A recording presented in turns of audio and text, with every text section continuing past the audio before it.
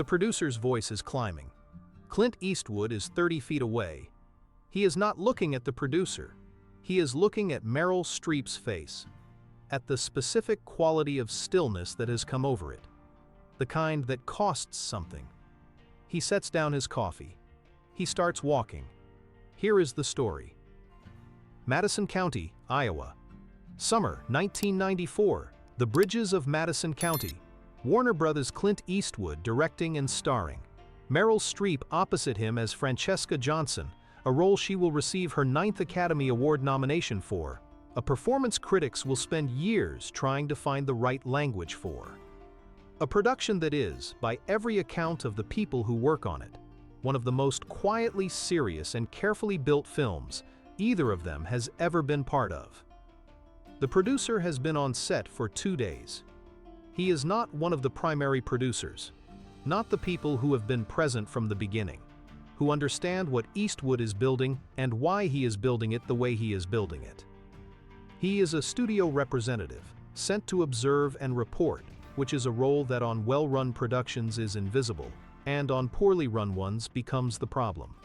If this kind of story is why you're here, subscribe now. Every day, a new one. The scene they are working on is a kitchen scene. Interior. Afternoon light through a practical window, dressed to look like Iowa in summer, which it is. The scene requires Francesca to make a decision, not dramatically, not with the external apparatus of crisis, but internally, in the particular way that important decisions arrive, quietly, painfully, with the full understanding of what they cost.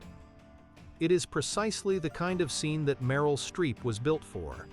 The kind where the camera points at a face, and the face is doing everything, and the face is doing it without appearing to do anything at all, where the audience feels something they cannot name because what they are watching is not a performance of emotion, but the thing itself, present in a human face at the exact moment the camera is rolling.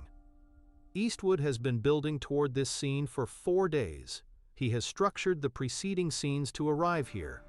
He has talked with Streep about Francesca and what she carries and what this moment means for her. In the long conversations that Eastwood has with his actors before the camera rolls and that almost never get reported because they happen in private and because what is said in them is not interesting to anyone except the 2 people doing the work. He is ready to film it. The producer watches the first take from the video village. He watches the second take. Between the second and third take, he says something to his assistant that the assistant writes down. After the third take, he stands up from his chair. He walks toward the set. Eastwood sees him coming. He does not move yet. He watches. The producer reaches the edge of the set. He looks at Streep. He says, not quietly, not in the register of someone offering a professional note, but loudly enough for the crew to hear, loudly enough that the word lands in the set the way wrong words land when they are delivered at volume in spaces where people are trying to do something precise and true. He says, "She's not giving us enough. The scene needs more emotion. She's playing it too flat." The set goes still. Not the productive stillness of a crew between setups. The wrong kind of still. The kind where everyone has heard something and is waiting to understand what it means for them. Meryl Streep is standing at her mark. She does not respond. She does not look at the producer. She looks at a point in the middle distance with the specific quality of stillness that Eastwood recognized from 30 feet away, and that is now, from 10 feet away, completely legible. She is enduring it. Eastwood is moving. He covers the distance between them without hurrying, without the dramatic urgency of someone making a point. The way he always moves, complete economy, each step purposeful, nothing performed. He arrives behind the producer, and he steps around him in a single motion, and he is standing between the producer and Meryl Streep. Not beside them. Between them. 6 feet 4 inches of complete stillness facing the producer. The producer looks up at Eastwood. He opens his mouth. Eastwood puts one finger on the producer's chest. Not a push. A placement. The specific weight of a single finger placed on a man's chest with the full conviction of the person placing it, which is more weight than it sounds, when the person placing it is Clint Eastwood, and the finger has the backing of 30 years of film sets and 60 films, and the absolute certainty of someone who knows exactly what is and is not appropriate in this room. He says quietly, "There's one voice on this set. You're hearing it right now." The producer stares at him. Eastwood says, "We're going to finish this scene. You're going to watch from the village. If you have notes, you'll give them to me at the end of the day." He removes the finger. He steps back. He looks at the producer for one more moment, the complete, unqualified attention that people who have worked with him describe as the most uncomfortable thing they have ever experienced. And then he turns away. He turns to his crew. He says, "Back to one." The crew resets. The scene continues. The producer walks back to the video village. He sits down. He does not speak again for the remainder of the day. Meryl Streep watches all of this happen. She says nothing during it. When Eastwood turns back to her after the producer has retreated, he says only, "Whenever you're ready." She is ready. The fourth take of the kitchen scene is the one that appears in the finished film. It is, by the account of every person who has analyzed that film closely, one of the finest single takes in Meryl Streep's career. The camera points at her face, and her face is doing everything, and it is doing it without appearing to do anything at all, and the audience feels something they cannot name, and the thing they feel is the thing the producer said wasn't there. It was always there. It had been there in every take. What the producer was looking for, the external display, the visible performance of emotion, the thing that looks like feeling from the outside, was never going to come from Meryl Streep in this scene, because that is not what the scene required, and it is not what she does. What she does is the actual thing, present in the face, found by the camera, felt by the audience, without the mediation of display. Eastwood knew this. He had known it before the first day of production.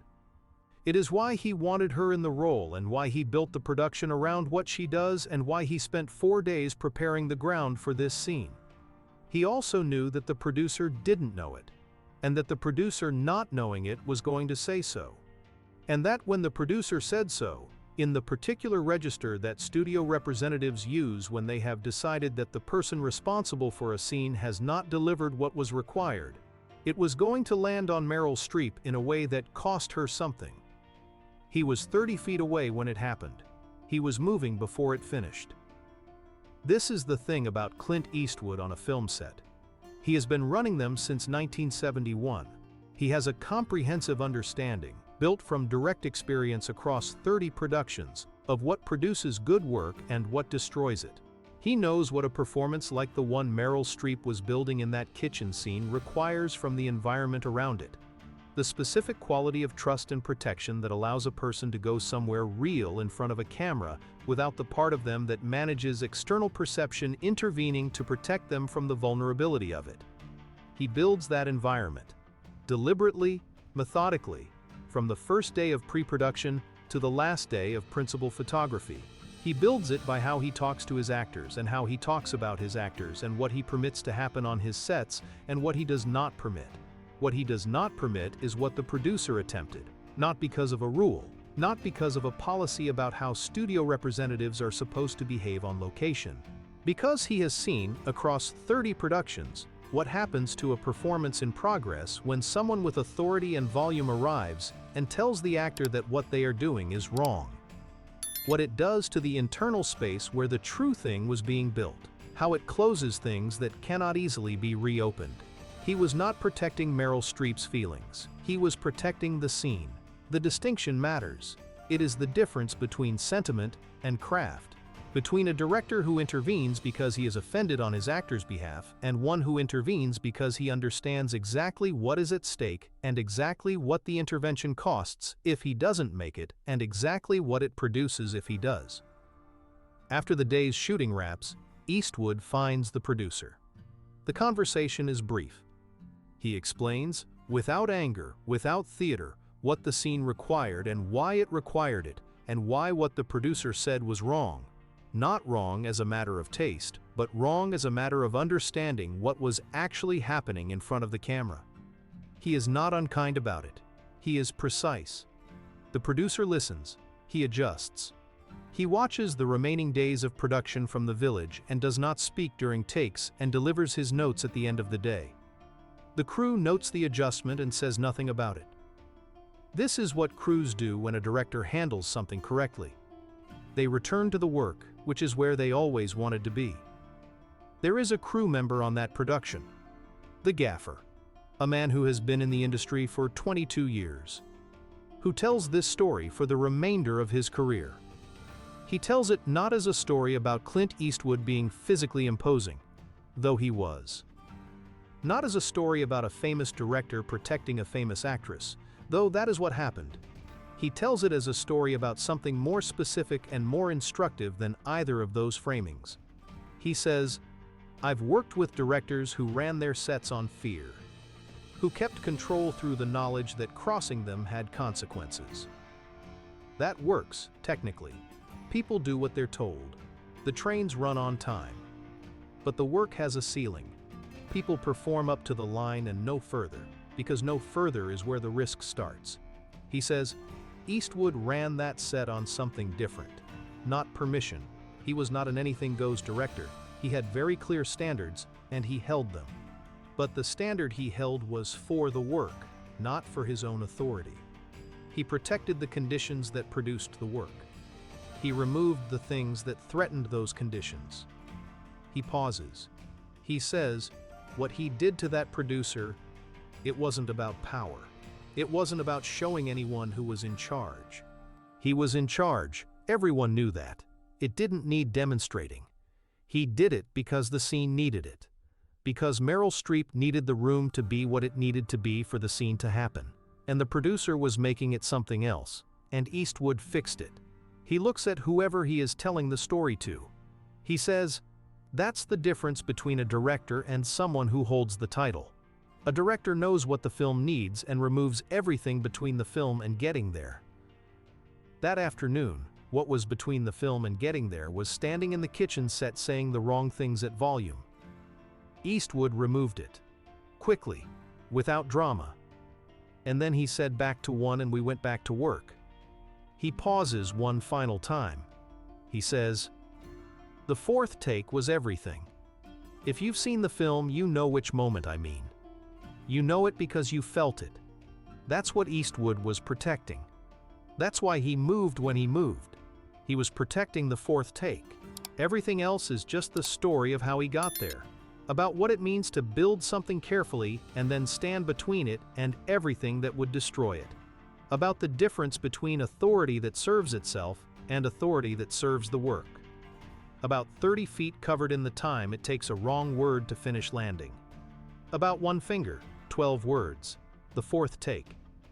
That's the Clint Eastwood who stepped between a producer and Meryl Streep on a summer afternoon in Iowa and turned the room back toward the only thing it was there to do. That's the one worth knowing.